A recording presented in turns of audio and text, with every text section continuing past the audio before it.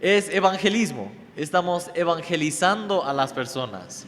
Porque antes de que puedan experimentar un cambio verdadero en su vida por sus problemas, necesitan también un cambio total espiritual.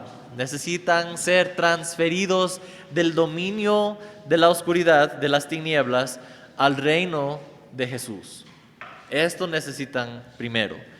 Y después pueden ver cómo Dios puede cambiar poco a poco su corazón para responder adecuadamente a su situación. Entonces, esto ya consideramos. Es básicamente un breve repaso, pero como dije la semana pasada, no se asusten si no pueden anotar todo o si ya perdieron algo, porque voy a entregar luego unas hojitas como de resumen de todo lo que ya estudiamos, ¿no? Nosotros la semana pasada también consideramos que hay problemas en nuestra situación, ¿no? Muchas veces pasamos por pruebas, por dificultades, pero nosotros como consejeros bíblicos no queremos solamente cambiar la situación de la persona, porque muchas veces la situación está fuera de nuestro control, está fuera del control de la persona que está sufriendo. Entonces, ¿qué nos toca hacer entonces como consejeros bíblicos? Se trata no del exterior, sino de el corazón, exactamente. ¿Cómo está el corazón de la persona? ¿Cómo va a responder a lo que está sucediendo en su vida? Hablamos de que la persona es como un árbol, ¿no es cierto? Un árbol tiene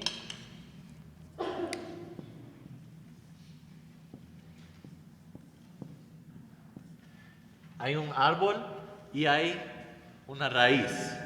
Hay raíces aquí. Si la raíz está mal, ¿qué va a pasar con el árbol? Va a estar mal. No va a producir buenos frutos, sino malos frutos. O tal vez ningún fruto. Pero si la raíz está buena, es buena, ¿qué va a pasar con el árbol? Va a producir buenos frutos, exactamente. Entonces, eso es lo que queremos ver en las personas. Queremos que ellos vean la grandeza de Dios y el poder de Dios de cambiar esto en nosotros, que usando la verdad del Evangelio, el Espíritu de Dios aplica a la raíz que representa nuestros motivos, nuestros deseos, nuestra cosmovisión, cómo vemos el mundo, cómo vemos a Dios, por las provisiones que Dios nos da, por ejemplo, la Biblia, la iglesia, la oración y otros aspectos así. Nosotros ahora, entonces antes no es así, es un árbol seco, y en este lado es lo que queremos ver, un árbol con buena raíz y con buenos frutos. ¿Sí? Pero esto ocurre por medio de Jesucristo, por la ayuda del Espíritu Santo, de ver qué está mal aquí en mi vida, cuáles son mis malas creencias de Dios o de mi propia persona, o tal vez de mi circunstancia, y ver por medio de la palabra de Dios, tener una mejor perspectiva y cambiar estos deseos malos, estos malos motivos, para producir buenos frutos. Entonces, no se trata de la circunstancia, porque muchas veces no podemos cambiarla, pero sí podemos cambiar nosotros con la ayuda de Dios, ¿no? Entonces, hablamos de esto, hablamos de el trono y las gradas, ¿no? Si se acuerdan de esto, entonces aquí está el trono,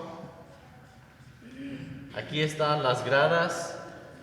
Esto representa el Señor de mi corazón, lo que está sentado en el trono de mi corazón, que es el Rey de mi vida.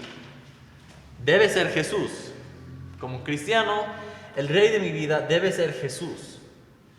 Estas letras aquí representan mis deseos, ¿no? Y si uno de mis deseos viene, sube las gradas y quita a Jesús como el rey de mi vida y quiere imponerse como el rey de mi vida. Por ejemplo, si mi esposa y yo queremos hijos, no podemos tener hijos y esto ahora llega a ser el dueño, lograr a tener hijos, tener este deseo, recibir lo que yo quiero. La meta sería la meta de ya no habría Dios. Exactamente, ya cambiamos. Algo que de verdad es digno de nuestra adoración y de toda nuestra atención, ¿no? Ahora está cambiado por un deseo que tal vez es un buen deseo tener hijos, ¿no? Pero su lugar está fuera del orden adecuado, no debe estar aquí. Todos mis deseos deben estar en sumisión a Cristo Jesús. Entonces, esto consideramos la semana pasada. Igual consideramos todo este concepto de las cosas que me gobiernan, por ejemplo, que son mis deseos, mis malos motivos. Y estamos considerando, aquí creo que son 10 o 11 de estos motivos pecaminosos. La Biblia describe esto en varias maneras. La primera era malos motivos, malos deseos, ¿no? Ese era el primero. Y ahí nos quedamos la semana pasada. Entonces, ahora vamos a comenzar con el estudio para esta noche. El primer para esta noche, que sería número 2, es falsos dioses o ídolos.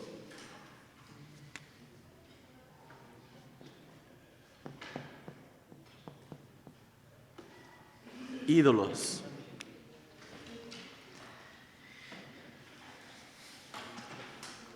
Hay un libro escrito por una mujer que se llama Elyse Fitzpatrick. Ella escribió un libro que se llama Ídolos del Corazón. Es un buen libro. Ídolos del Corazón se llama.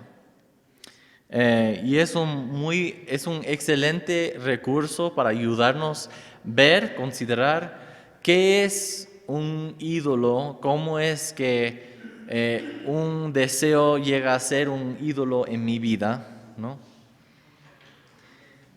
Como un falso Dios. Vamos a leer algunos textos con este tema en mente. Primera de Juan 5:21. ¿Alguien puede leer este versículo, por favor?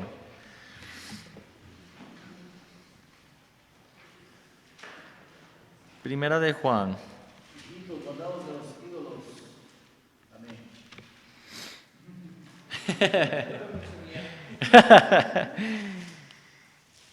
Hijitos, guardaos de los ídolos. Es la última frase en este libro de Primera de Juan. Qué raro terminar un libro con esta frase, ¿no? Pero él reconocía la tentación que tenemos como seres humanos de poner a otra cosa como el Señor de mi vida, ¿no? Un ídolo es cualquier cosa que yo adoro en lugar de Dios, o que yo adoro como Dios, ¿no? Nosotros muchas veces hablamos de los católicos como idólatras, personas idólatras. Ellos tienen sus ídolos, sus imágenes, y ellos adoran a estas cosas. Pero la triste realidad es que cada uno de nosotros somos así. Nosotros tomamos nuestros deseos o una persona o una cosa y ponemos como la cosa suprema en mi vida, ¿no? Entonces, cuando yo estoy en silencio, no tengo que hacer nada, ¿a dónde va mi mente? A esta cosa, a esta cosa. O ¿en qué invierto mi dinero? En esta cosa. Entonces, sí vemos, hay muchas cosas que pueden mostrarnos ¿qué son los ídolos en nuestra vida? Puede ser más que una sola cosa. Y puede ser que nosotros necesitamos arrepentirnos de esto y poner de nuevo a Jesús como el Rey de nuestra vida. Pasemos a Efesios capítulo 5.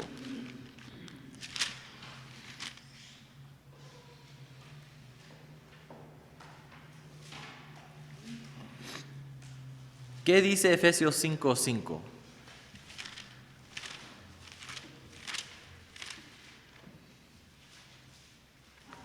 Porque sabéis esto, que ningún fornicario o inmundo o avaro que es idólatra tiene herencia en el reino de Cristo y de Dios. Sí, entonces está en contra, la idolatría está en contra de las cosas de Dios. Una persona que sigue adorando un ídolo en lugar de adorar a Jesús está en problemas, ¿no? Está en peligro espiritualmente. Pasemos a Colosenses capítulo 3, versículo 5.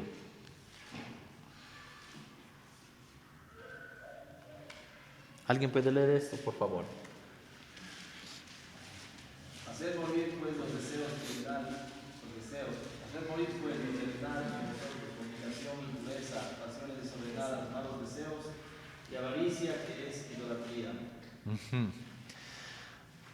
Otra vez vemos que la idolatría no es simplemente ver a una imagen, arrodillarme delante de esta imagen y orar a esta imagen, ¿no? Es más que esto. Tenemos que tener cuidado cuando hablemos con otros acerca de la idolatría también. Un hombre que se llama John Butler da algunos grupos de ídolos. Son diferentes grupos o tipos de ídolos que podríamos tener en nuestra vida. Puede ser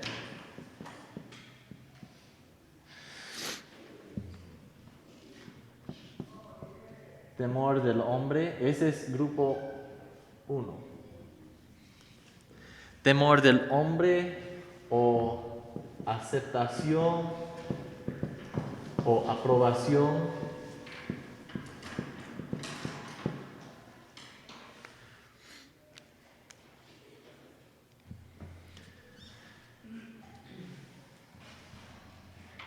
Creo que en cierta medida todos nosotros tenemos ese tipo de esta lucha en nosotros.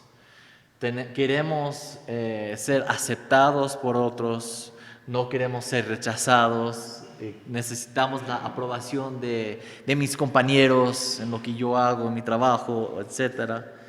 Entonces esto me lleva a poner la opinión de ellos como más importante de la opinión de Dios, tanto de mis creencias que mi conducta, ¿no? Entonces nosotros a veces cambiamos lo que creemos porque queremos ser aceptados por otros. Y esto obviamente tiene efectos en nuestra conducta. Entonces hay unas citas bíblicas que pueden anotar si quieren. Proverbios 29, 25. Proverbios 29, 25. Que dice: el temor del hombre pondrá lazo, mas el que confía en Jehová será exaltado. Otra vez es Proverbios 29, 25. Juan 12, 42 al 43.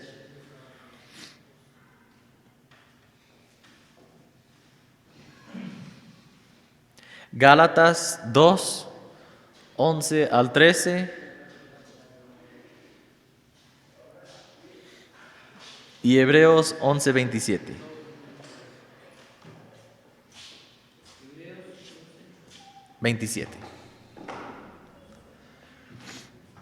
Entonces, ese es el primer grupo de ídolos que podemos tener. El segundo grupo, éxito,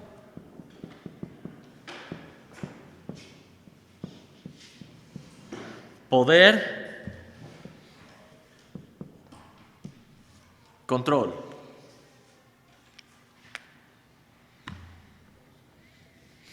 Éxito, poder, control. Nosotros sabemos que las personas toman muy malas decisiones cuando quieren poder, cuando quieren control, cuando quieren ver éxito en su vida, en su trabajo, en su profesión, ¿no?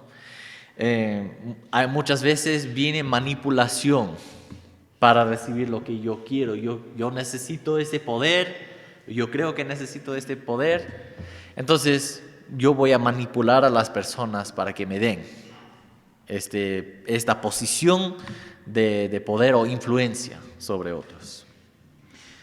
Algunos textos, si quieren anotar, primero de Samuel 13, 8 al 14.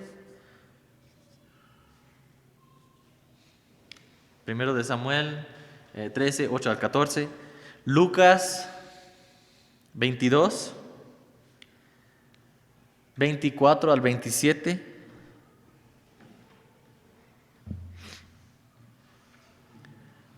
Tercera de Juan 1, 9 al 10. E Isaías 30, 1 y 2. Entonces, ese es el segundo grupo de ídolos. Número 3, grupo 3.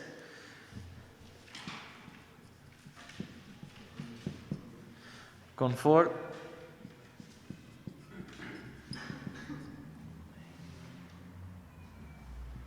Conveniencia. Tranquilidad. Y comodidad.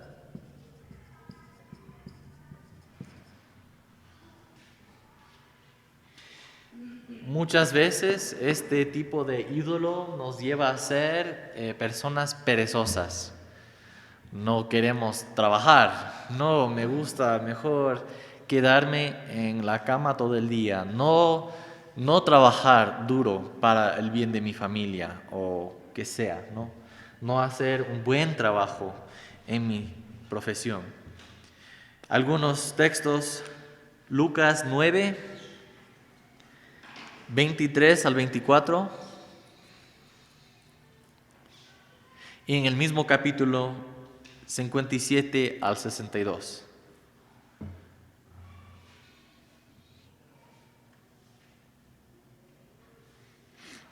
Y no sé, al ver estos grupos, tal vez viene a la mente una persona o su propia persona, ¿no?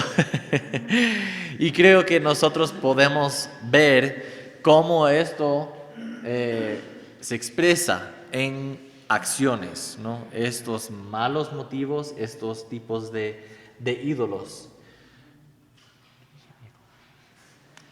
Número 4, grupo 4. Dinero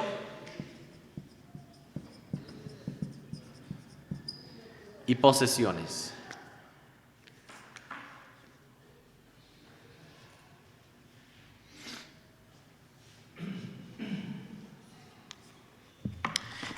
Si quieren anotar algunos textos bíblicos para esto, diría Mateo 6, 19 al 24.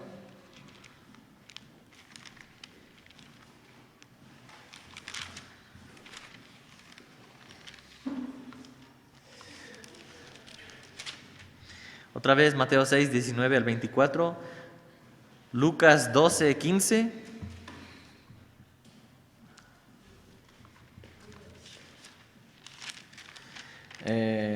Lucas 16, 13 al 15.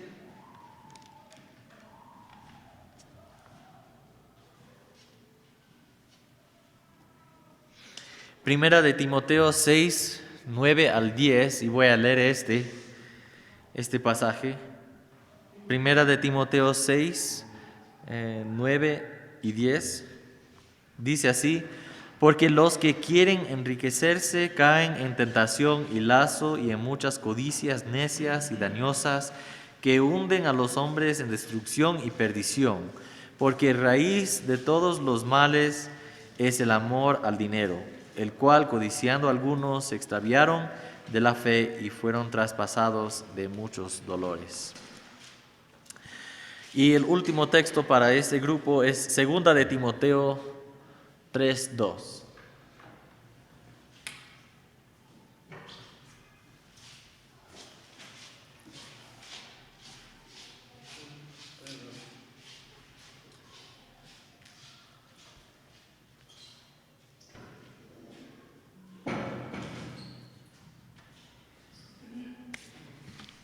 ¿Ya? Y el último grupo, grupo 5, son placeres sensuales.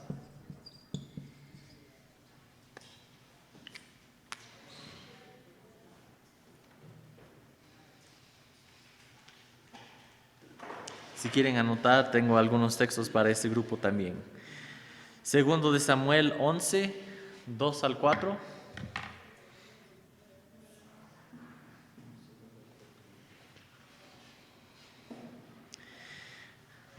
Del mismo libro, capítulo 13, 1 al 14.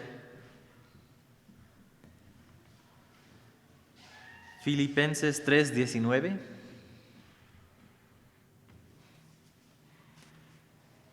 Génesis 39, 9 al 10. Y Primera de Tesalonicenses 4, 3 al 6. Y nosotros, ¿por qué les doy tantos textos bíblicos? Porque exactamente para investigar. ¿Qué más? Para que nos quede constancia de que todo el bíblico, como decía al comienzo, cada problema de la vida tiene un caso, una parte espiritual. Exacto. Exactamente. Para conectar esas ideas, que no solamente son ideas inventadas por un ser humano, sino que provienen de la palabra de Dios, como la fuente. Pero también cuando hablemos con una persona que está pasando con esta lucha de quiere más dinero, quiere más posesiones, quiere más. Entonces podemos hablar de la palabra de Dios y confrontar este deseo, que tal vez el dinero en sí no es malo, ¿no? No es malo ser rico, no es malo tener muchas posesiones. Pero si esta avaricia, este deseo me lleva a tomar malas decisiones y pecar, o si voy a pecar si no logro lo que yo quiero, esto sí es un problema. Y esto dice la palabra de Dios acerca de cualquier de estos temas, ¿no? Entonces, este grupo es de los ídolos. El grupo número 3 de cosas que como que nos gobiernen o nos dominan. Otra manera que la Biblia explica esto es maestros. La Biblia usa la palabra maestros. Entonces todo esto todo esto de aquí va con los ídolos, ¿no? Ese es número 3 de los tipos. Maestros, gobernantes,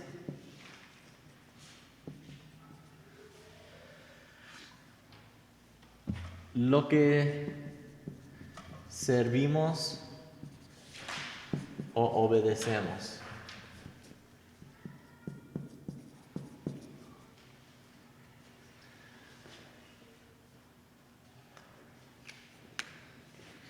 Obviamente, cuando yo obedezco a alguien, quiere decir que yo creo que esta persona o cosa tenga autoridad sobre mi vida. Por eso me someto, por eso yo obedezco, ¿no es cierto? Si es que no creo que, por ejemplo, si mi hijo me manda a hacer algo, ¿voy a obedecer a mi hijo? ¿Mi hijo tiene autoridad sobre mí? No. Entonces tal vez voy a hacer un favor para mi hijo si es que necesita algo. Pero él no me dice como yo le digo a él que haga cierta cosa, ¿no? Porque yo tengo autoridad, igual como mi papá tenía autoridad sobre mí. Igual como los gobernantes de este mundo tienen autoridad sobre mí, hasta cierta medida, ¿no? Hasta cierto punto. Entonces, igual lo que nosotros servimos, lo que obedecemos, son nuestros maestros, son nuestros gobernantes. Entonces, estos son los que, y si es que son malos deseos, por ejemplo, si son motivos malos en mi vida que me gobiernan, que son mi maestro, a los cuales sirvo yo, este es un problema. Si no es Dios, si Dios no es el gobernante de mi vida, ahí sí estoy con problemas. ¿Alguien puede leer, por favor, Mateo 6:24? Mateo 6:24 dice así la bendita palabra de Dios. Mateo 6:24 dice así la bendita palabra de Dios. Ninguno puede servir a dos señores porque o aborrecerá al uno y amará al otro, o estimará al uno y menospreciará al otro. No podéis servir a Dios y a las riquezas. Entonces, ¿quién puede ser nuestro dueño? ¿Quién puede ser nuestro amo? O Dios o otra cosa o persona, ¿no? No puede ser las dos. No puede ser tanto Dios que una persona. ¿Alguien puede leer, por favor, Génesis, capítulo 4? Génesis 4, 6 al 7.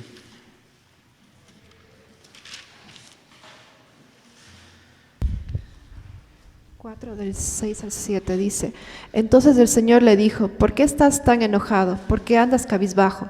Si hicieras lo bueno, podrías andar con la frente en alto, pero si haces lo malo, el pecado te acecha como una fiera lista para atraparte. No obstante, tú puedes dominarlo. Dice así en la Reina Valera, dice en versículo 7, final del 7: y si no hicieres bien, el pecado está a la puerta. Con todo esto, a ti será su deseo y tú te enseñorearás de él.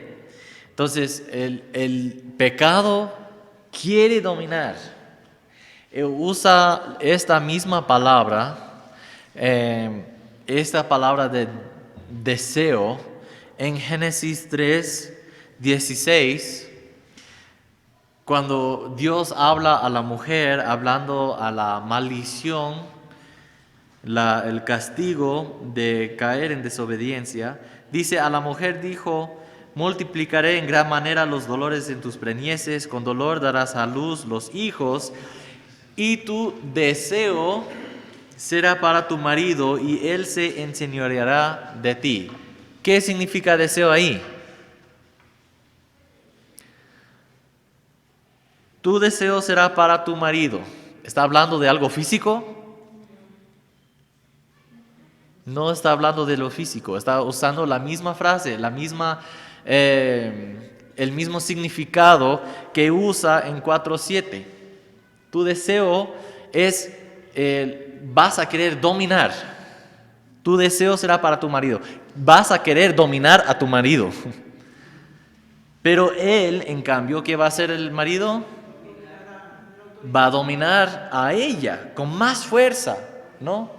Entonces vemos ahora desde ahí los conflictos en los matrimonios. Pero vemos el mismo significado en capítulo 4, versículo 7, que el pecado quiere dominarnos. Los deseos malos que tenemos quieren dominarnos, quieren ser nuestros gobernantes. Pasemos a Salmo 119. Salmo 119, 133.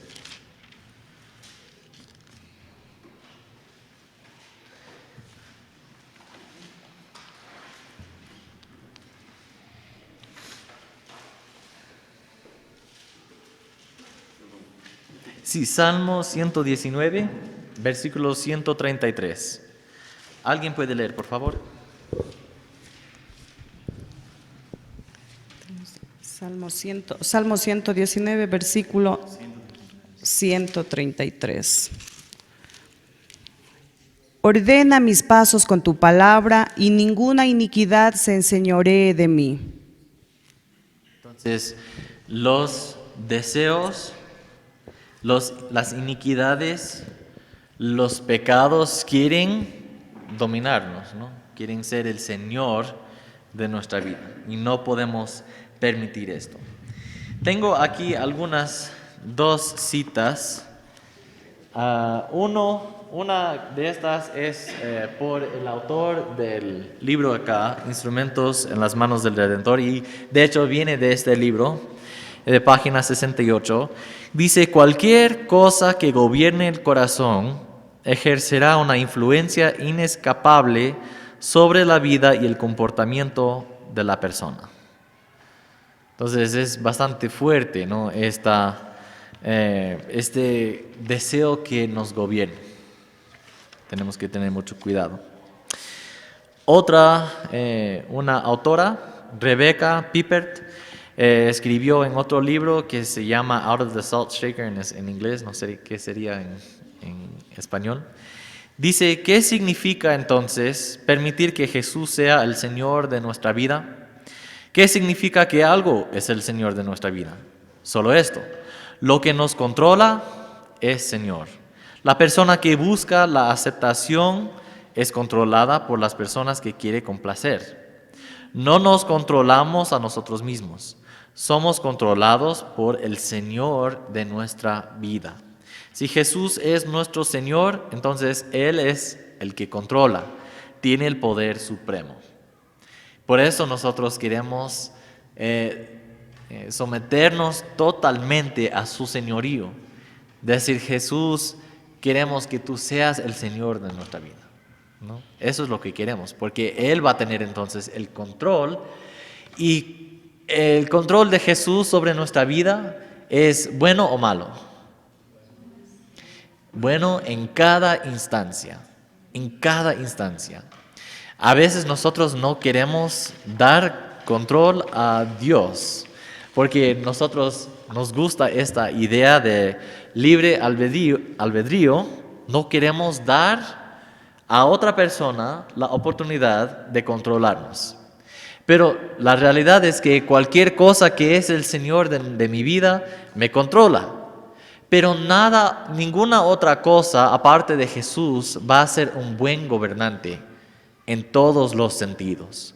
Posiblemente en las maneras que me agradan a mí, pero tal vez que produce malas consecuencias para los que me rodean, está bien, porque por lo menos yo recibo lo que yo quiero, pero produzco malos frutos en mi vida y otros sufren como consecuencia, si cualquier otra cosa que Jesús es el Señor de mi vida. Entonces tenemos que tener mucho cuidado. ¿Preguntas o comentarios antes de continuar?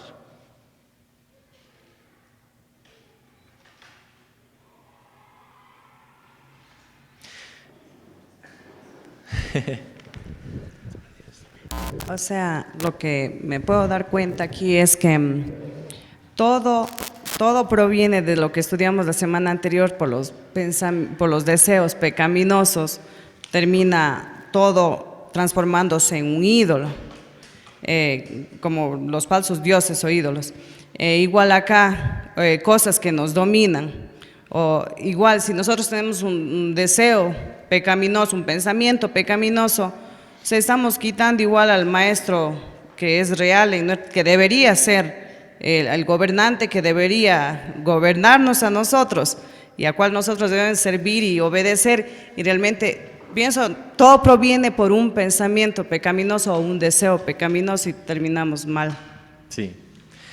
Bueno, es más, son estos malos pensamientos que producen como, bueno, en cada caso que pequemos, nosotros estamos haciendo esto, no, hasta cierto punto estamos haciendo esto. pero especialmente cuando formamos hábitos pecaminosos, por ejemplo, si la aprobación de mis compañeros llega a ser lo que creo que va a darme más satisfacción, esto voy a buscar en cada instancia y voy formando hábitos buscando la aceptación, la aprobación de otras personas en casi cada instancia. Entonces, si yo tengo una opinión, pero va en contra la opinión de otra persona, cambio la mía. No pido que la opinión de esa persona se cambie.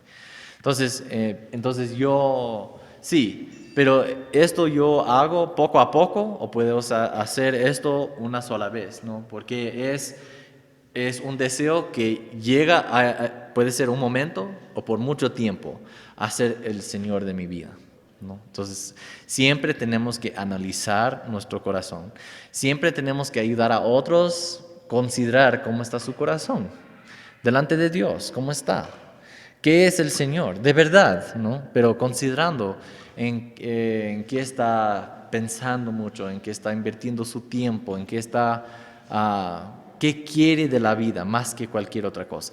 Pensando así, preguntándose estas cosas, va a poder entender qué está pasando, quién es el Señor, quién es el dueño, el amo de su vida.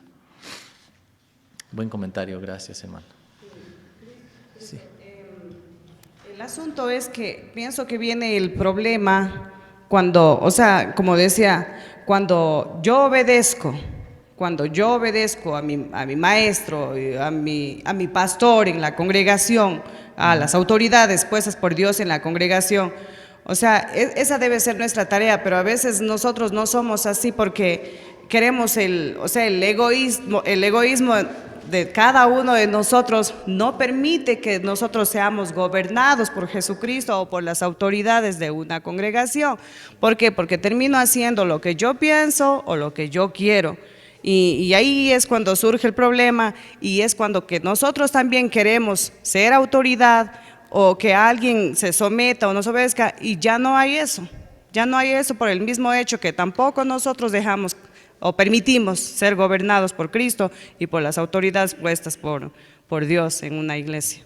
Sí, exactamente, y por eso hay personas que dicen que la raíz de casi cualquier pecado es orgullo.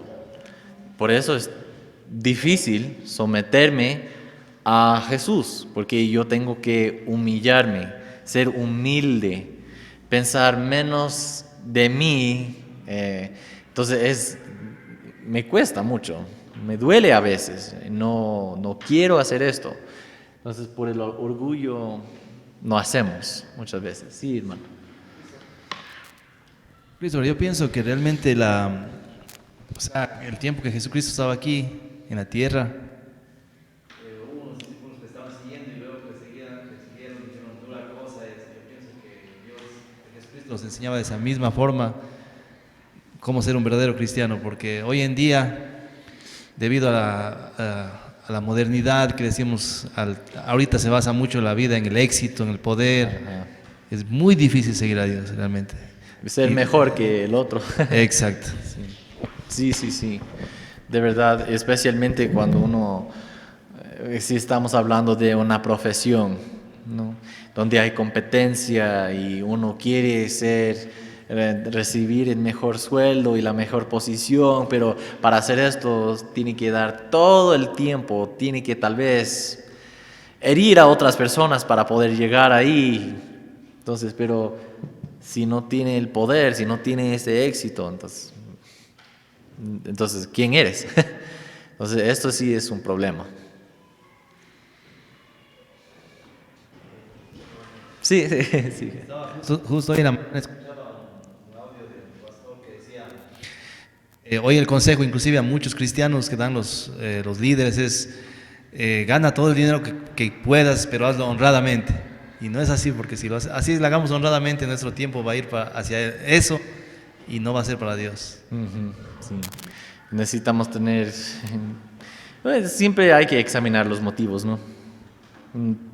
Puede ser que tenemos buenas intenciones, pero por la meta tal vez no es tan buena, pero las intenciones son buenas. Tenemos que tener una visión más amplia de todo lo que hacemos para Dios. Pero sigamos, vamos a continuar con el próximo grupo. Entonces, son deseos malos, son ídolos, son maestros o gobernantes. Grupo 4.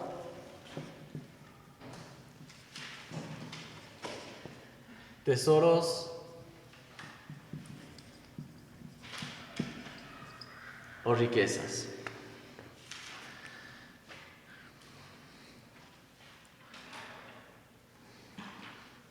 ¿Alguien puede leer, por favor, Mateo 6, 19 al 21?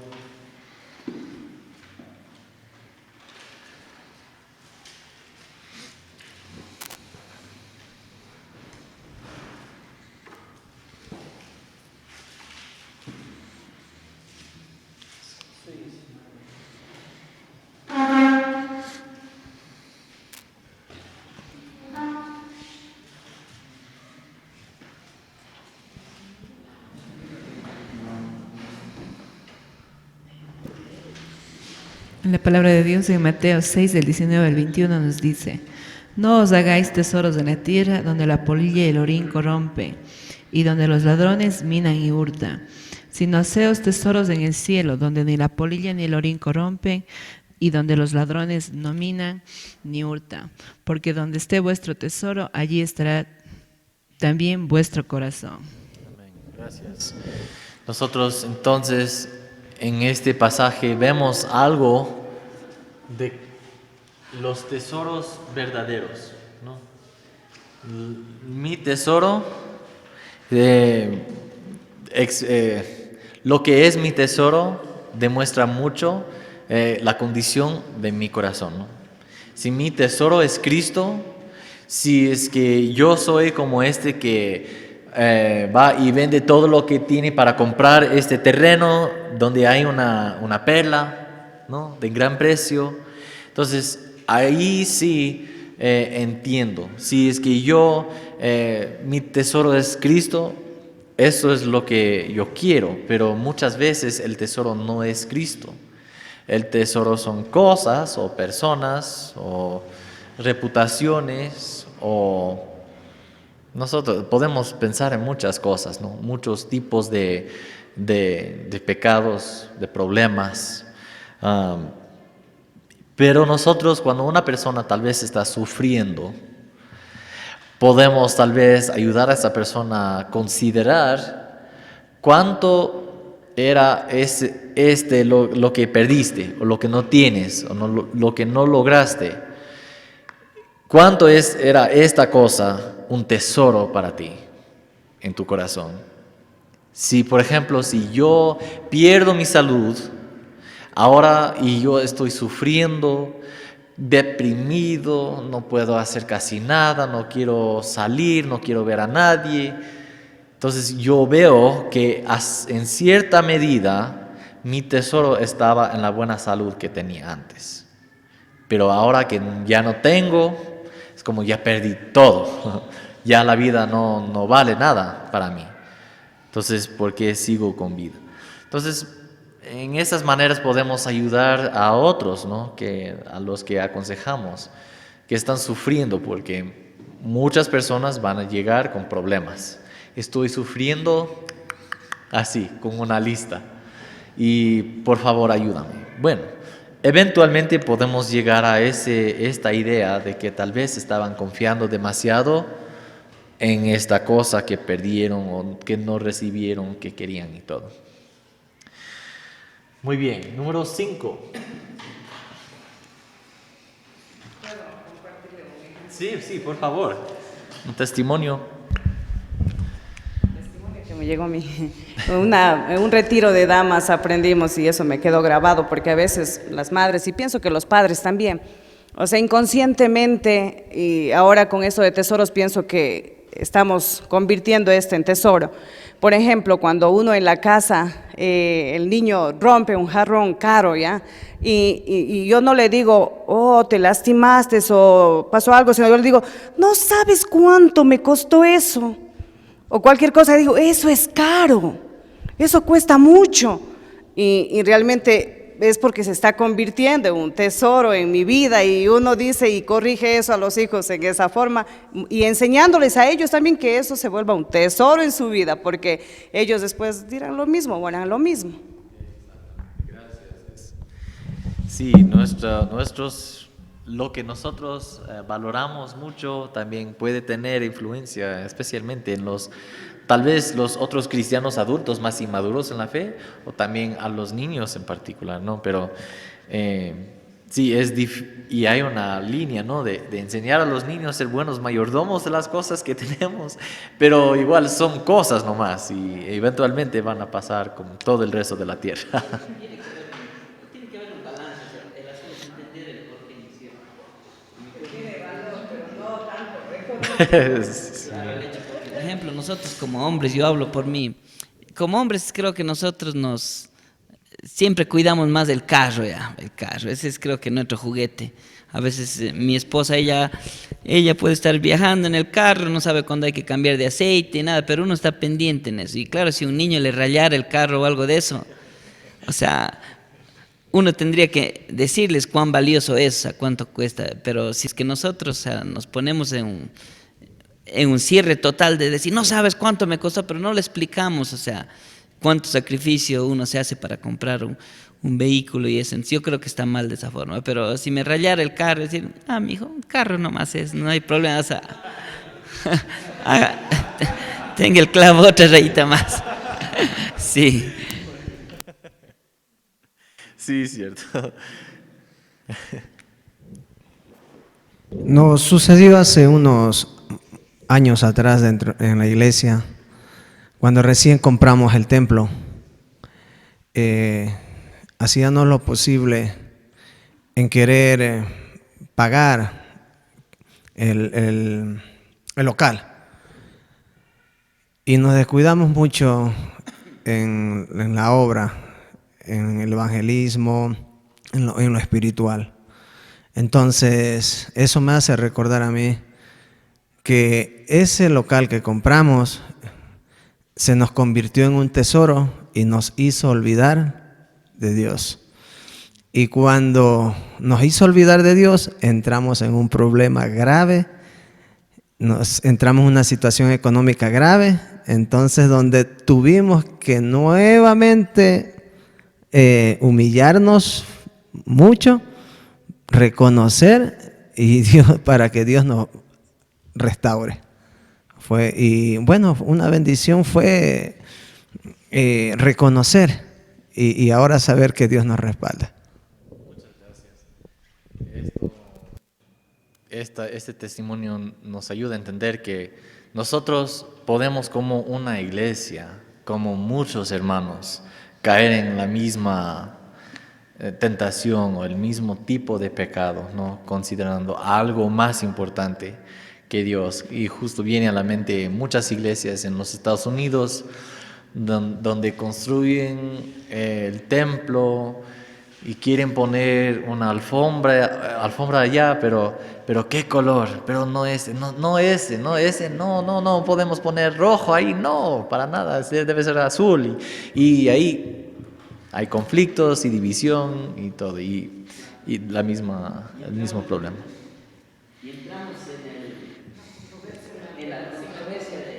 Entramos en la controversia de decir, no, pero es que es para el Señor, tiene que ser lo mejor, tiene que ser, pero la hermana dice roja, yo digo amarillo, acá dice verde, allá azul, pero tiene que ser para el Señor, entonces pongámonos de acuerdo, o sea, porque a veces decimos, tiene que ser para el Señor, pero yo quiero imponer roja, o sea, roja, yo creo que al Señor le va a gustar el rojo, pero si ponemos a votación y el que sale, bueno, sería mucho mejor, ¿no? Así es. Muchas gracias por estos testimonios. Son historias medio chistosas, pero tristes también, porque son reales. Esto de verdad pasa. Sí. Ya, entonces, número 5. Puede ser...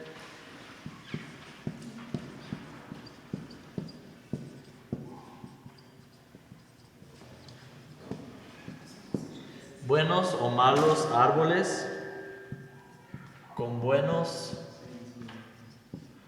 o malos frutos. Buenos o malos árboles con buenos o malos frutos. Pasemos al libro de Mateo, capítulo 12.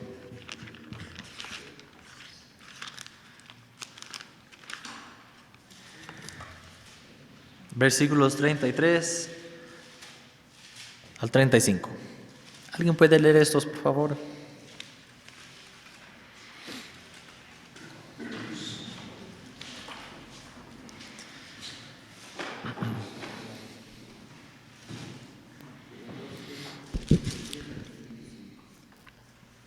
O haced el árbol bueno y su fruto bueno, o haced el árbol malo y su fruto malo, porque el fruto se conoce, por el fruto se conoce el árbol. Generación de víboras, ¿cómo podéis hablar de lo bueno siendo malos? Porque de la abundancia del corazón habla la boca. El hombre bueno del buen tesoro de su corazón saca buenas cosas, y el hombre malo del mal tesoro saca cosas malas. Porque por el fruto se conoce el árbol. ¿Y cuántas veces vemos en el Nuevo Testamento que los árboles malos, que producen malos frutos, serán cortados y echados al fuego, ¿no? Entonces, nosotros vemos ahí algo según nuestra vida espiritual, ¿no? Lo que proviene de un buen deseo, para servir al Señor de verdad, produce algo para el Señor, algo bueno, que también bendice a otras personas. Pero con los malos árboles produce malos frutos que no bendice a nadie. Entonces es otra descripción de esto. Número 6.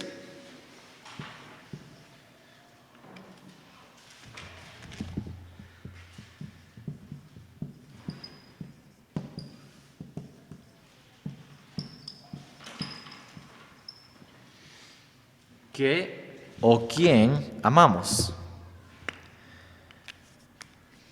Lo que amamos demuestra mucho de lo que está en nuestro corazón, ¿no? De nuestras prioridades.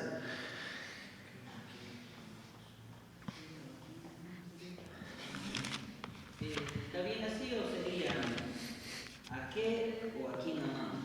Sí.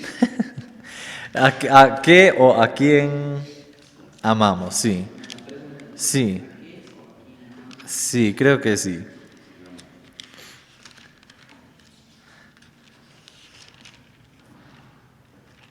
Pasemos al libro de Juan 21.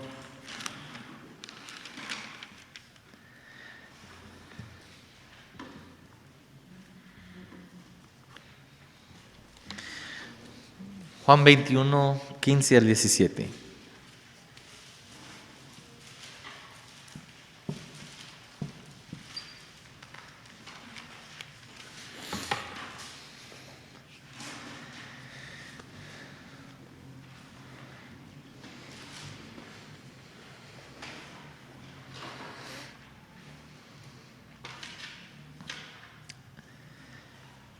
¿Alguien puede leer, por favor?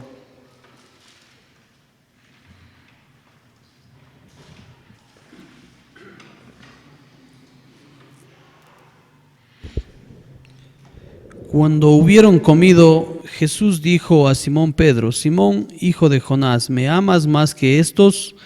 Le respondió: sí, Señor, tú sabes que te amo. Y él le dijo: apacienta mis corderos. Volvió a decirles la segunda vez: Simón, hijo de Jonás, ¿me amas?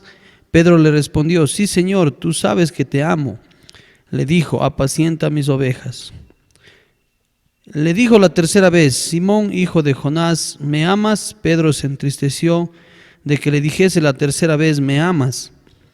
Y respondió: Señor, tú lo sabes todo, tú sabes que te amo. Jesús le dijo: apacienta mis ovejas. Entonces nosotros vemos aquí en esta conversación entre Jesús y Pedro que reina suprema en el corazón de Pedro. ¿Ama de verdad a Jesús o no? ¿Por qué pregunta? ¿Por qué es que Jesús le pregunta? Porque antes, ¿qué hizo Pedro? Negó a Jesús. Entonces él reflejó en ese momento, cuando negó a Jesús, que tenía temor del hombre más que temor a Jehová. Entonces ahora Jesús le da la oportunidad de expresar y decir, afirmar el amor que él tiene para Jesús y restaurarlo al ministerio. Vemos también en 2 de Timoteo 3, 1 al 5, el peligro de personas que aman a otras cosas y no a Jesús.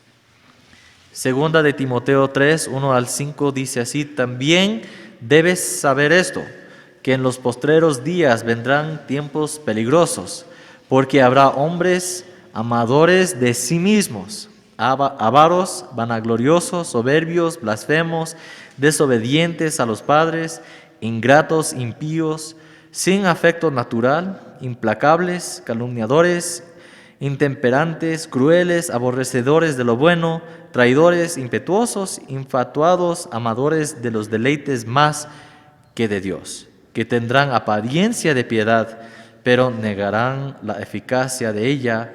A estos que evita. A estos, obviamente, las personas evitar en el contexto de no tenerlos como parte de la iglesia, así como miembro, como líder en la iglesia, cosas así. Pero nosotros también queremos evitar estos ejemplos, no queremos seguir estos ejemplos de estas personas que aman a sí mismo, que son amadores de sí mismo. Amadores, ¿qué más? De los deleites más que de Dios. Entonces aquí tenemos un ejemplo, una advertencia, ¿no? Que no seamos así. Número 7. Expectativas.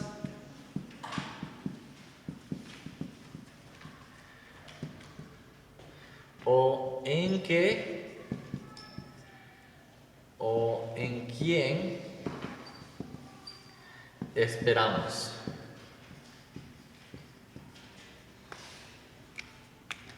¿Dónde está la esperanza? ¿En qué cosa? ¿En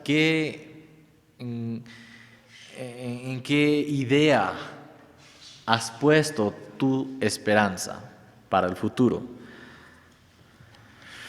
Nosotros tenemos algunos pasajes que podemos considerar que enfatizan esta idea. Pasemos a Salmo 42.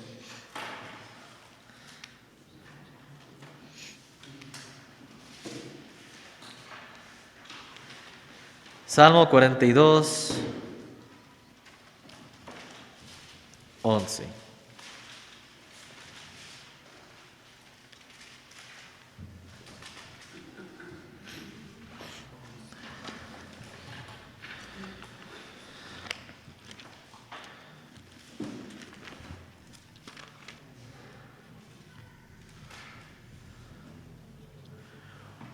¿Alguien puede leer este versículo, por favor? Salmo 42, 11. ¿Por qué voy a inquietarme? ¿Por qué me voy a angustiar? En Dios pondré mi esperanza y todavía lo alabaré. Él es mi Salvador y mi Dios. ¿En quién ponemos o debemos poner la esperanza? En Dios. Pasemos a 1 de Timoteo 6, 17.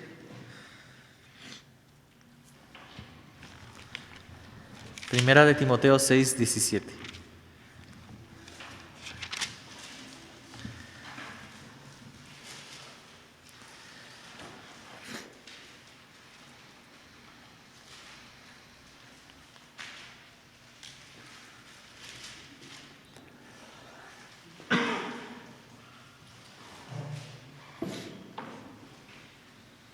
¿Puede leer alguien, por favor?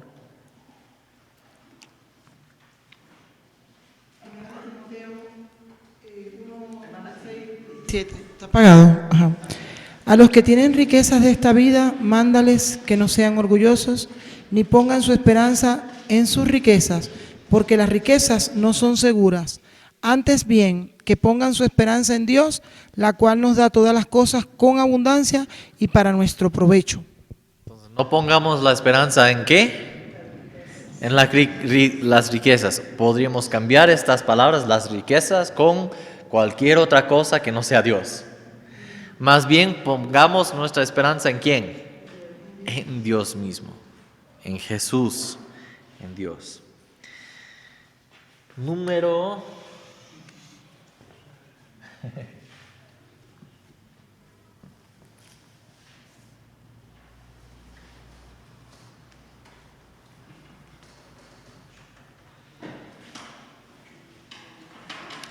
8.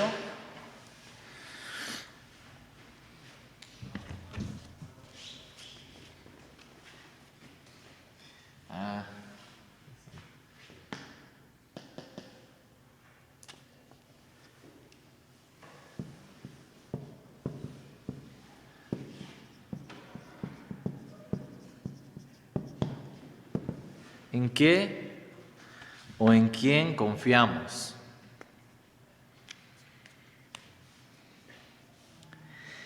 ¿Alguien puede leer, por favor, Jeremías 17, 5 al 8? Ya leímos este pasaje la semana pasada, pero es bueno leer. Sí. Jeremías 17, 5 al 8.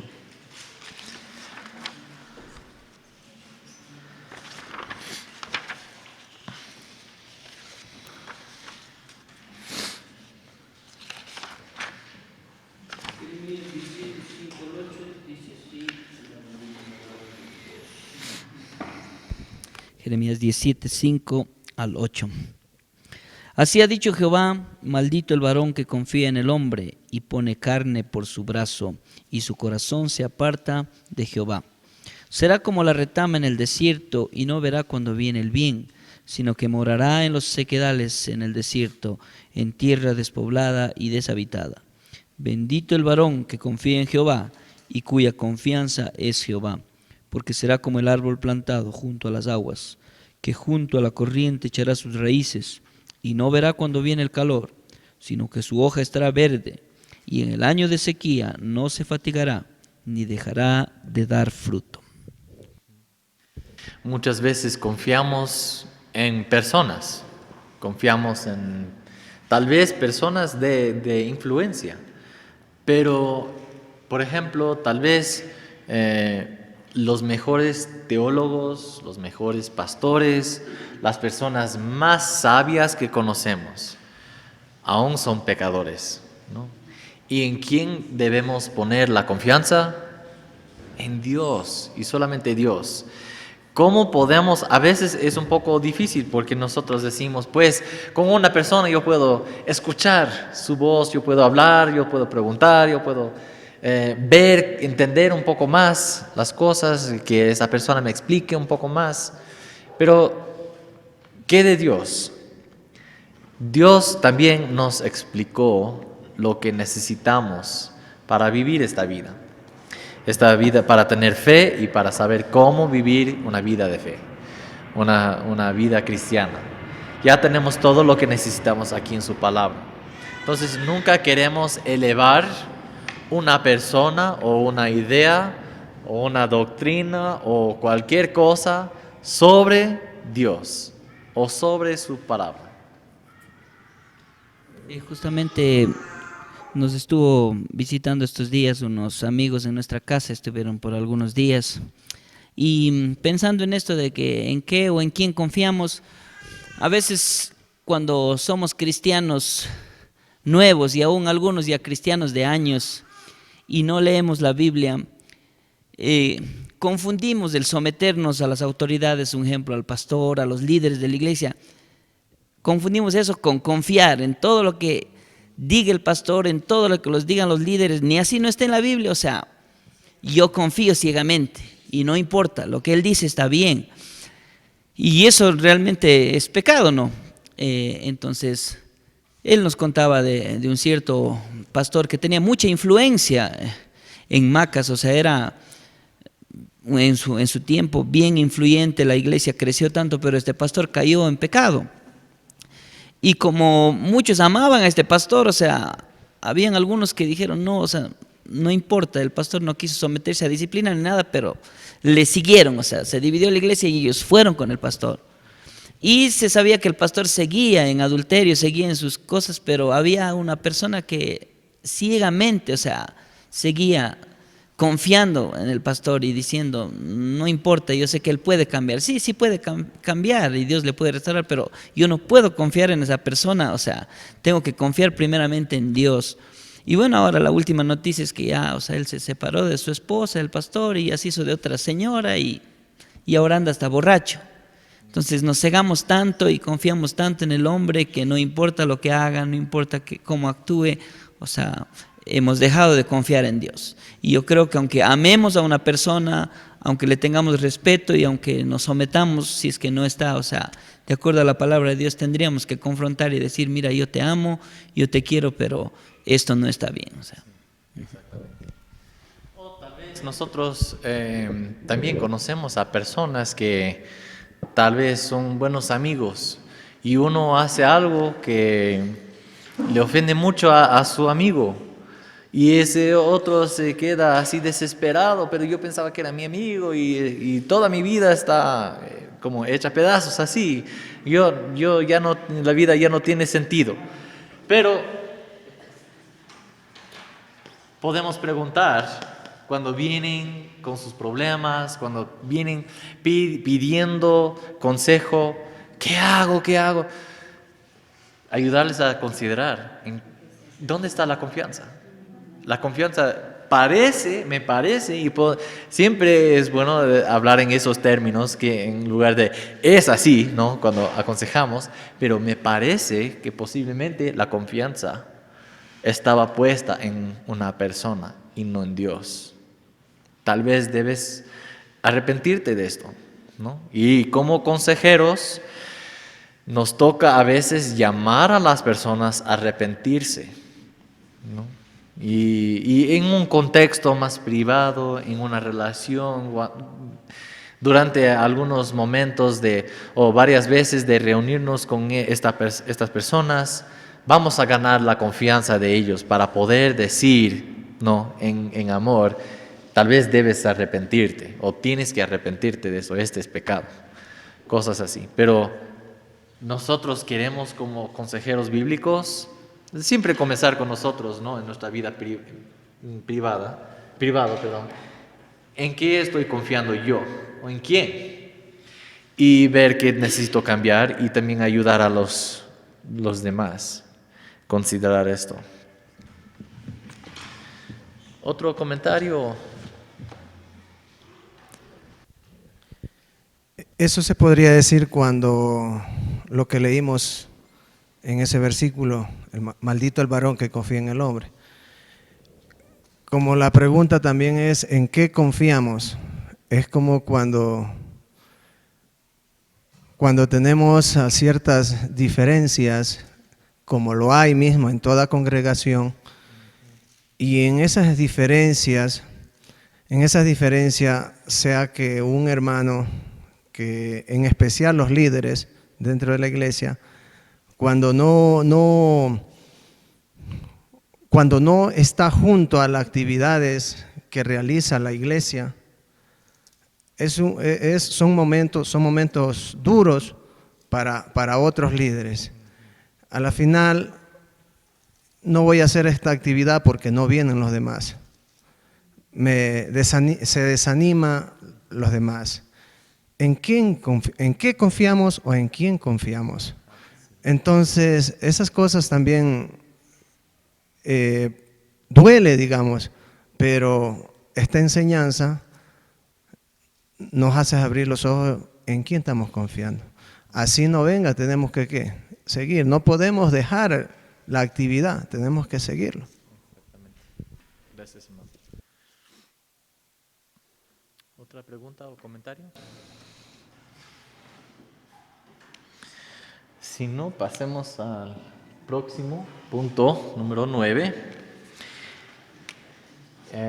¿Cómo es?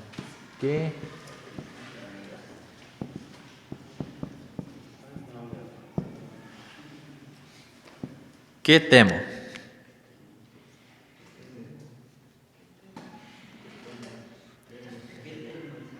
¿De qué temo?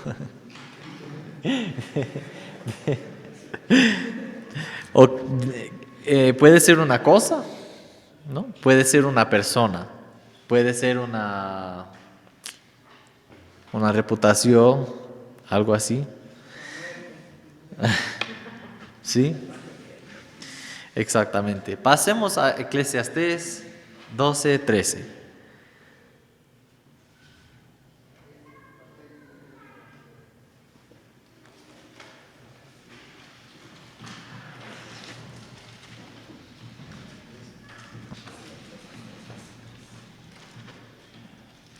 ¿Alguien puede leer, por favor, Eclesiastés 12:13?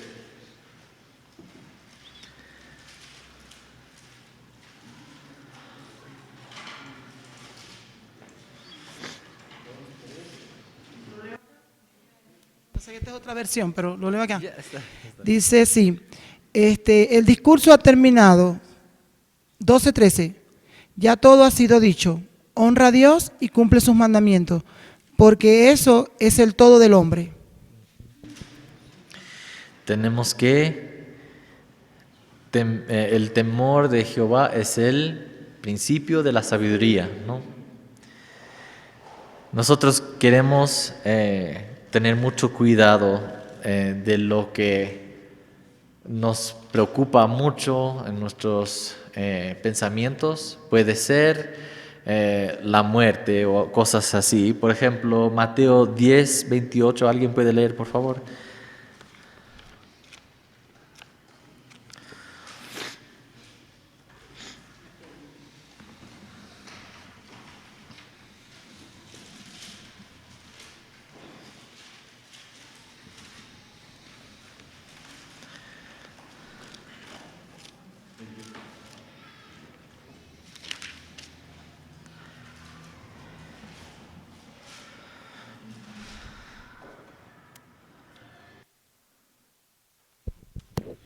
Y no temáis a los que matan el cuerpo, mas el alma no pueden matar. Temed más bien a aquel que puede destruir el alma y el cuerpo en el infierno. Entonces nosotros, obviamente nosotros reconocemos la soberanía de Dios, ¿no? Nosotros tenemos que ayudar a otros a reconocer que Dios está en control, que Dios de verdad es el quien está controlando todo lo que sucede en este mundo. No hay nada que ocurre por accidente. Hay personas que piensan que tienen control, pero de verdad todo el control es de ¿quién? Es de Dios. Ya aprendimos esto como 2 clases atrás en Job 1 y 2. Aprendimos algo de la soberanía de Dios sobre esta situación, ¿no? Entonces nosotros queremos temer a Jehová y no al hombre. Número 10.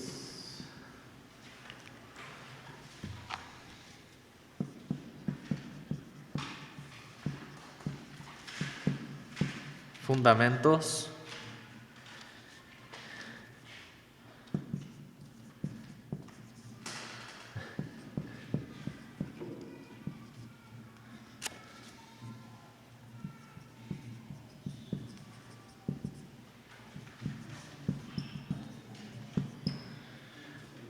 ¿En qué vas a construir tu vida? O la casa, ¿no? que viene de esta parábola. ¿Qué son los fundamentos de nuestra vida? ¿Alguien puede leer, por favor, Mateo 7:24 al 27? 7:24 al 27.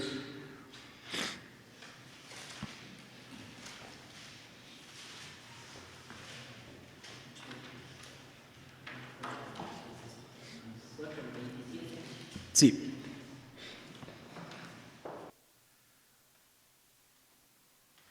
Perdón, Mateo 7, 24 27. La palabra de Dios nos dice así: cualquiera pues que me oye estas palabras y las hace, les compararé a un hombre prudente que edificó su casa sobre la roca. Descendió lluvia y vinieron ríos y soplaron vientos y golpearon contra aquella casa, y no cayó, porque estaba fundada sobre la roca. Pero cualquiera que me oye estas palabras y no las hace, le compararé a un hombre insensato que edificó su casa sobre la arena. Y descendió la lluvia y vinieron ríos y soplaron vientos y dieron con ímpetu contra aquella casa y cayó y fue grande su ruina. Gracias.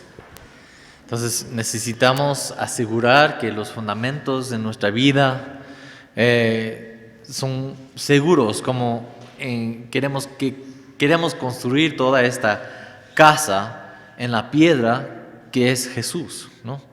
No queremos construir una casa en malas doctrinas o malos motivos, malos deseos, con una mala cosmovisión, un mal entendimiento de Dios y de mi persona, de mi situación.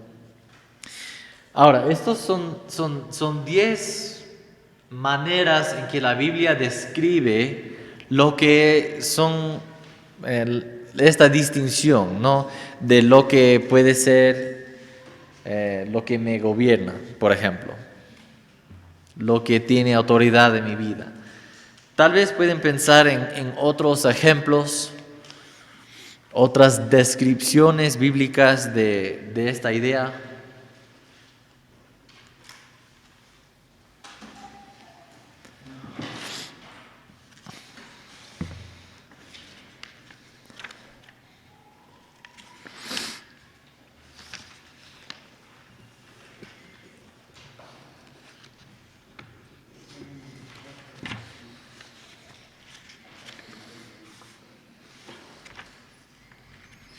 Si no, está bien.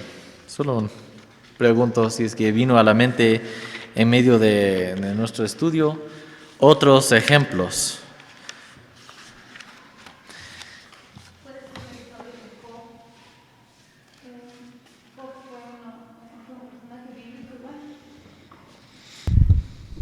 Job fue un personaje bíblico que sufrió muchísimo para él poder recibir la gracia y igual la misericordia de Dios.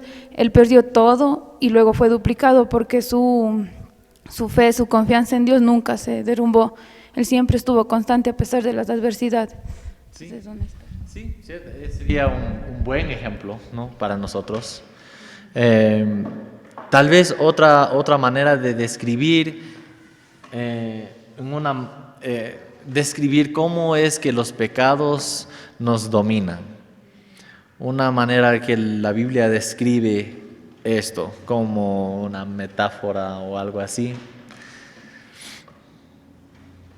Me imagino que hay otros, ¿no? Y solo hay que seguir estudiando y creo que vamos a ver o en una parábola o en otro momento en las Escrituras otros ejemplos, ¿no?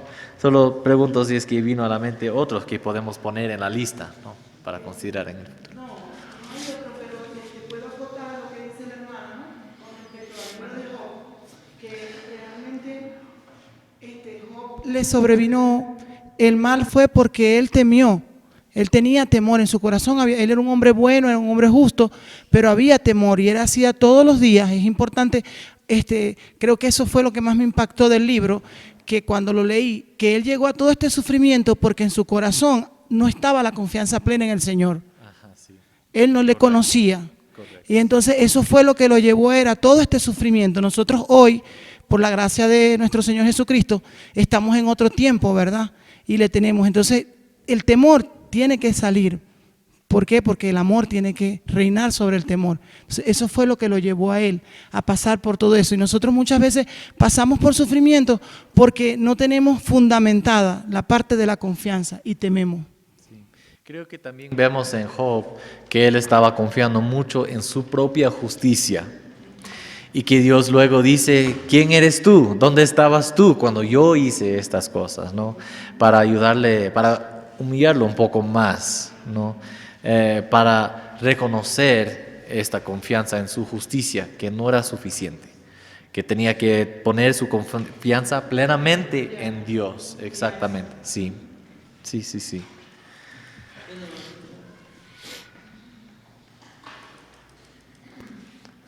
Bueno, es verdad, ¿no?, lo que la hermana dice y lo que decía mi cuñada la semana pasada, pero realmente, o sea, hablando por mí, no por ustedes, yo comparado con Job, yo pienso que la confianza de él, o sea, yo soy Barrabás comparado con Job, no se diga comparado con Jesucristo, que es perfecto. Entonces, o sea, claro, Job nos deja mucho que aprender posiblemente a nosotros, no perder esa confianza.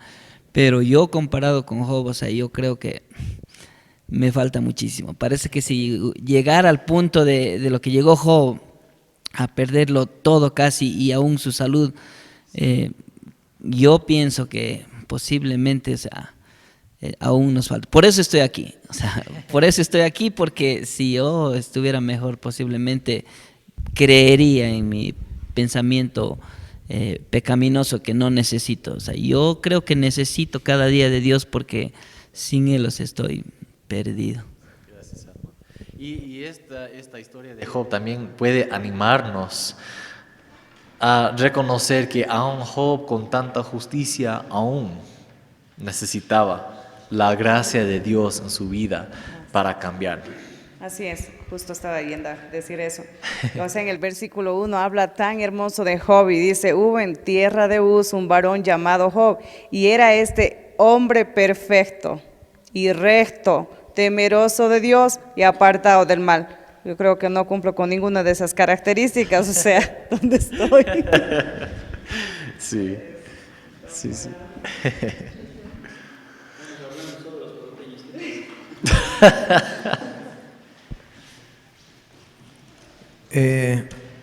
Hablando de Job, lo que en el capítulo 1 dice en la última parte: quizá habrán pecado mis hijos y habrán blasfemado contra Dios en su corazón. De esta manera hacía todos los días. Lo que hablaban nuestras hermanas, el temor. Yo creo que el temor debemos sacar de nuestras vidas, porque hay consecuencias. Era un hombre justo, Job. Era un hombre como lo dicen las Escrituras. Pero el error de él fue el temor. El error de él era de que los hijos estuvieran pecando, pero a la final después vemos la fiesta en que ellos estaban y después murieron. Entonces el temor posiblemente nos trae consecuencias duras, no posiblemente nos trae consecuencias duras, aunque seamos, o sea, no debemos decir, bueno, yo soy un cristiano, aunque tenga temor no me va a pasar nada. No. Si nosotros estamos dominados por ese temor, va a haber consecuencias. Temor, por supuesto, temor, duda. En este caso, mire como lo que estaba diciendo acerca de sus hijos. Pero sin embargo, Job estaba orando, pero las consecuencias vinieron, murieron. Sí. Y al estudiar ese libro, nosotros tenemos una perspectiva diferente que Job, ¿no? Job nunca sabía todo lo que pasó entre Satanás y Dios, solo experimentó los sufrimientos. Entonces, él tenía una perspectiva viendo la realización de todos estos temores en su vida, que ya se cumplieron en su vida, durante su vida, estas cosas le pasaron. Entonces, nosotros, en cambio, tenemos una perspectiva más amplia de toda la situación y que también puede animarnos, ¿no? De que aunque lo que yo veo en ese momento no es todo lo que está sucediendo, hay algo más pasando alrededor de mí que no veo, que no sé, que no entiendo. Pero muchos buenos comentarios, muchas gracias. Vamos a seguir y pasar la próxima sección, es la tercera sección. Ya consideramos los cambios, no, ¿cómo era? Perdón, voy a ver. Cambios cristocéntricos por medio de una perspectiva bíblica de nosotros mismos. Entonces, con esto terminamos esta sección. Ahora vamos a considerar cambios cristocéntricos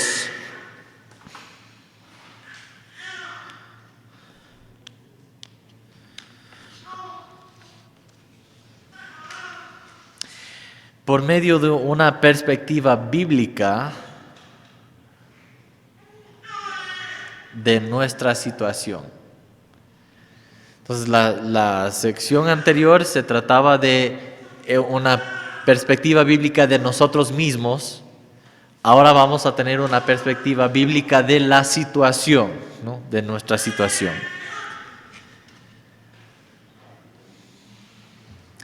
¿A qué me refiere cuando ¿a qué se refiere cuando dice la situación de una persona? ¿Qué significa una situación? Cuando decimos la situación, yo estoy pasando por esta situación, ¿a qué queremos decir? En otras palabras. Una vivencia. ¿Perdón? Una vivencia, ajá. Una vivencia actual. Sí. Sí, exactamente. Sí, prueba. Circunstancias. Pena. Sí. Sí. Sí. Exactamente. Puede ser bendiciones, ¿no? Momentos de gozo. Puede ser las presiones que yo siento. Puede ser, ya mencionamos, pruebas, tentaciones. Las tentaciones. Sí, estrés, sí. Provocaciones. Entonces, nosotros podemos, a veces queremos decir muchas diferentes cosas, ¿no? Con esta palabra situación. En mi situación es así, ¿no? Y tenemos que explicar un poco más a qué me refiero. Entonces, ¿estoy hablando de mis sufrimientos o en esta situación de la alegría que tenemos por este nuevo bebé, ¿no? Entonces, vemos algo muy diferente entre estas dos situaciones. Que nos referimos son situaciones que nos afectan las emociones, nuestras reacciones ante estas situaciones que se están provocando a mi alrededor. O sea, si es que es una situación que se está dando, pero si a mí no me afecta, si a mí no causa ninguna reacción, entonces no estaría afectando a mi vida en ese caso. Sí. Entonces, algo que tiene un efecto en mi vida personal, sí, que produce en mí una respuesta, una reacción, sí. No necesariamente tiene que ser algo malo. Sí. Lo que más reconocemos, bueno, estoy pasando una mala situación, pues eso es lo que más nota y hacemos notar. Sí, sí. Sí. Sí, porque aún en la consejería hay momentos que podemos dar gracias a Dios por una buena situación, por unas buenas bendiciones, pero al mismo rato a veces necesitamos ayudar a las personas en medio de este gozo. Este gozo puede convertirse en un ídolo en tu vida, cuidado, ¿sí? ¿Quién es el que te dio ese gozo? Dios. Entonces vamos a alabar y adorar a Dios y vamos a dejar que esta situación produzca en nosotros una mayor gratitud a Dios por esta bendición. Sí. Hoy nos fuimos a una loma de Azogues que se llama Cojitambo y casi uno en los niños pequeños no piensa que de ellos va a salir un gracias a Diosito, que no. Uno a veces ya de viejo es, bueno, pasó por un peligro y uno dice, hace rato se acuerda de Dios. Pero mi hijo Esteban estaba caminando por ahí, se tropieza y iba entrando así para el monte, pero se agarró como de las dos ramitas y se queda y dice, ay papi, yo pensé, dice que ya me fui para adentro. Ay, gracias a Diosito que no me fui, dice él así.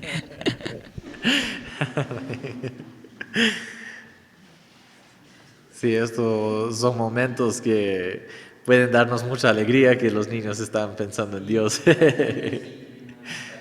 Sí.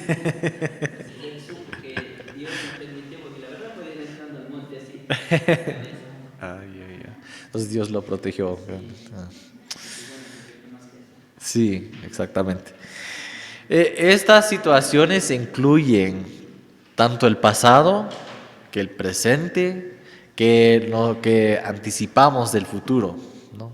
Entonces, una situación puede incluir todo, ¿no? Esta situación con mis padres, ¿no? Y así me refiero a tanto al el pasado, mi crianza, el presente ahora, los gozos o las pruebas por las cuales estamos pasando ahora, y también lo que anticipo para el futuro, ¿no? Dificultades o más gozo. Y en última instancia, todas estas situaciones provienen de la mano de un Dios sabio, soberano y bueno. Entonces, en cualquier situación, cuando comencemos a hablar con una persona, para aconsejar a la persona, queremos usar palabras de permiso. Dios permitió esto. Y no que esta situación fue determinada por otras personas o otras circunstancias, sino que Dios, quien está en control de todo, que siempre es bueno, siempre hace lo correcto, Él permitió esto, ¿no? Entonces, queremos comenzar ahí con las personas, recordando exactamente lo que acabamos de considerar, la vida de Job, ¿no? y sus dificultades. Voy a darles algunas citas bíblicas y con esto terminamos, para que podemos usar estos textos para ayudar a la persona a entender la soberanía de Dios, ¿no?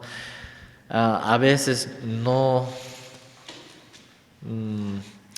por ejemplo, yo me acuerdo de cuando ocurrió en Luisiana, en Nueva Orleans, por ese sector de los Estados Unidos, en 2005 era el huracán Katrina, que pasó por ahí con mucha destrucción, y yo me acuerdo de muchas preguntas en las noticias, especialmente con pastores o otras profesores en seminarios, cosas así. Y la pregunta era, ¿por qué es que esto pasó? Esto es como una consecuencia a todos los pecados de toda esta nación de los Estados Unidos, o como otros ejemplos también ellos dieron. Pero nosotros tenemos que recordar la soberanía de Dios, y esto es algo que el mundo por lo general no quiere aceptar y no quiere reconocer.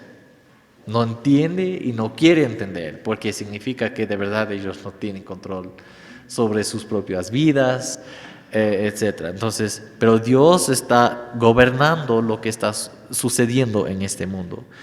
Ahora pueden anotar los siguientes pasajes. Romanos 8, 28 al 30.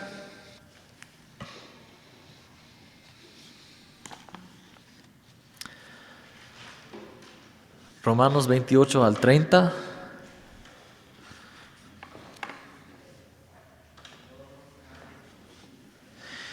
Génesis 50, 20. Génesis 50, versículo 20. Salmo 115, versículo 3. A ver. Jeremías 29, 11.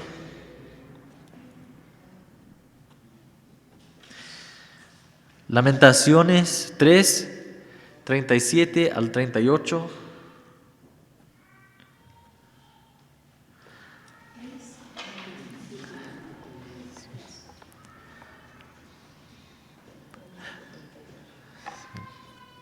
Daniel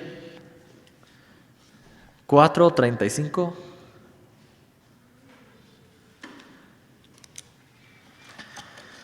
Hechos 17:24-31.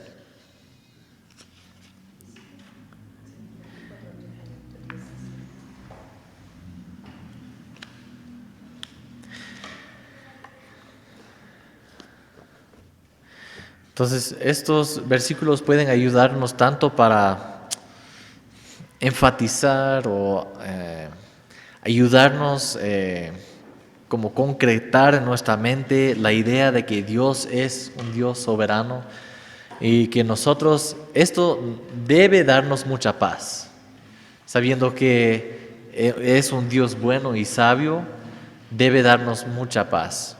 Y esto también queremos comunicar a las personas a quienes aconsejamos. Una preguntita quisiera hacer.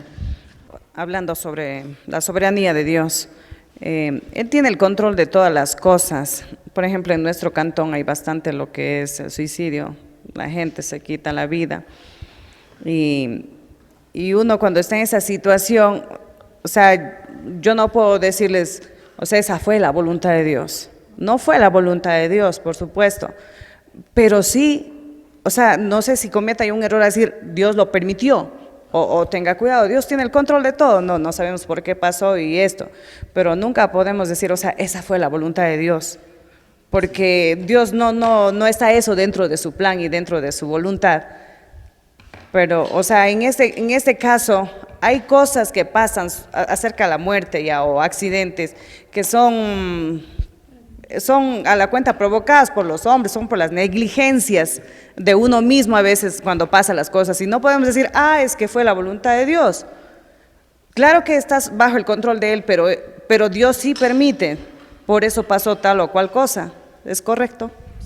Esto es muy difícil, ¿no? Pero lo que nos ayuda muchas veces es, y los teólogos ponen como la voluntad de Dios como en dos categorías. La voluntad que es como suprema sobre todo, que aún determina ciertas cosas, ¿no? y los eventos de este mundo, y la voluntad permisiva de Dios. Por ejemplo, suicidio es pecado, pero Dios permite que eso ocurra. Igual con todas las cosas que van contra el carácter de Dios, todos nuestros pecados, Dios permite, pero no es su voluntad. No era la voluntad de Dios que Adán y Eva cayeron en pecado. No fue su deseo, pero era necesario. Y fue parte de su voluntad más grande, ¿no? Porque esto no fue un accidente. Dios sabía, ordenaba que esto iba a suceder. ¿Con qué propósito? Para poder enviar ¿a quién? Jesús. ¿Con qué propósito? ¿Por qué envió a Jesús? Para que Él reciba más gloria.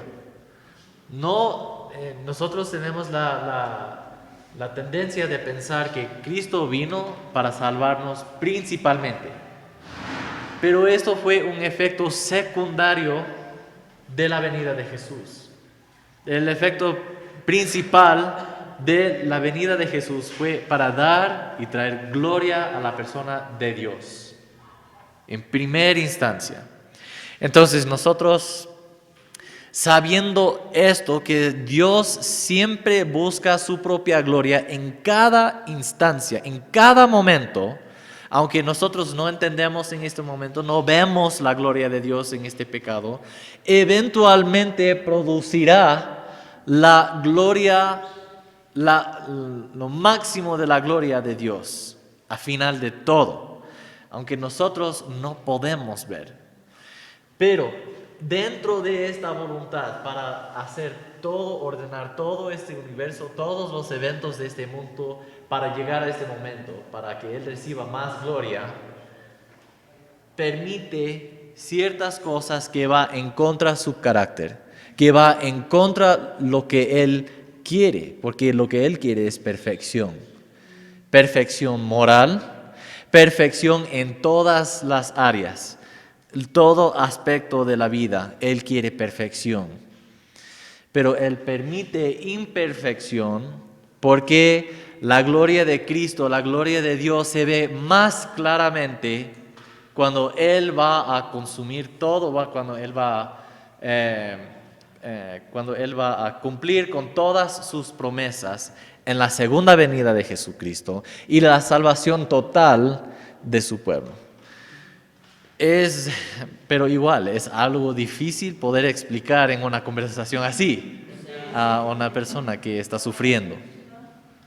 Conversaba con un pastor de Puerto Viejo y él nos fue a enseñar la área cero de Puerto Viejo, donde se habían caído varias casas y templos. Y este pastor conversaba de que esto de aquí, si Dios permitió, es por algo muy grande que Dios está haciendo ahora en las iglesias. Congregaciones de 40, de 50 personas que eran antes, ahora esas congregaciones de 50 ahora están 300, 400 personas. Entonces, Dios tiene todo controlado, la situación. Fue un desastre grave, pero tiene un propósito grande. Dios está salvando y además la iglesia se ha firmado y están evangelizando aún más y siguen manteniendo esa cantidad en las iglesias. Voy a hacer una acotación con respecto a la voluntad de Dios. En Romanos 12:2 dice que la voluntad de Dios es buena, agradable y perfecta, pero nosotros tenemos que cambiar. Nosotros, como ya creyentes, nosotros tenemos que empezar por nosotros mismos, porque me llama mucho la atención lo que la hermana decía con respecto al suicidio, que en su ciudad ha habido muchos suicidios. Bueno, yo he leído un poco, además de la palabra, he leído también los testimonios de otros hermanos que se han abocado a orar en ciertas, como todos, no sé si todos saben, yo soy venezolana y la situación de nuestro país está ahorita, eso es repudiado en todas partes, somos perseguidos y repudiados prácticamente. Pero ¿qué nos llevó a eso? El pecado. Y lo que permitió la iglesia de que esta gente pecadora ganara lugar. Cuando las comunidades, esto se manifiesta, es porque nosotros como creyentes no estamos en la brecha, intercediendo, orando, clamando, porque es responsabilidad nuestra. No quiero decir con esto que claro, que si yo estoy aquí y se va a morir todo el mundo alrededor es mi culpa, pero yo como cristiano debo estar allí intercediendo, orando, clamando, porque la voluntad de Dios puede ser permisiva, pero aquí está escrito que su voluntad es buena, agradable y perfecta. Cuando nosotros obedecemos el mandato que es cambiar y renovarnos. Amén. Entonces me llamó mucho la atención porque yo leí hace un tiempo un libro que habla de espíritus territoriales. Hay huestes de maldad que se ubican. Y ahorita, bueno, como venezolanos vivimos eso. Yo salí del país porque el Señor me dio la oportunidad de salir. Ahorita mismo, hoy dieron un decreto que los niños no pueden salir de Venezuela si ahora el tribunal no da el permiso para que los niños salgan. Y yo siempre le decía, mis hijos salieron primero, y yo siempre le decía, bueno Señor, en tu voluntad buena, agradable y perfecta, que en tiempos perfectos quiero salir. Y el niño menor de edad en enero empezó a orar. Él mismo, mami, vamos a orar para que los hermanos nuestros, o sea, mis hijos, los otros hijos, sus hermanos, se inquietaran. Y salimos en tiempo perfecto. ¿Qué hizo eso? La oración. Entonces tenemos que, cuando nosotros vemos que en nuestras comunidades están sucediendo cosas como la delincuencia, tenemos que buscar la raíz y orar, interceder y orarle a Dios que el Señor quebrante esas cosas, porque es eso, el mundo espiritual oprime el mundo que tenemos. Nosotros somos cambiadores de atmósfera, si decidimos cambiarnos nosotros primero, como lo dice Romanos 12:2. Amén.